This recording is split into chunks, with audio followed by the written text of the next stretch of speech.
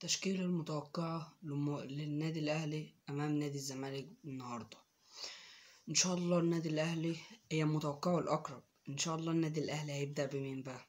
في حراسة المرمى هيبقى محمد الشناوي، باك يمين محمد هاني، قلبين دفاع مصطفى العش ورامي ربيعة، باك شمال وهو المفاجأة أحمد نبيل كوكا.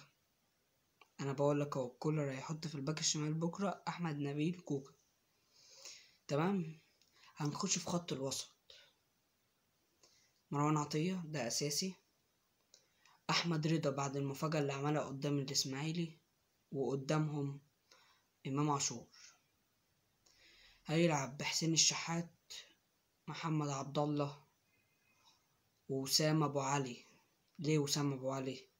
لأن وسام أبو علي أشرس في الضغط وفي الهجوم على المنافس على الدفاع.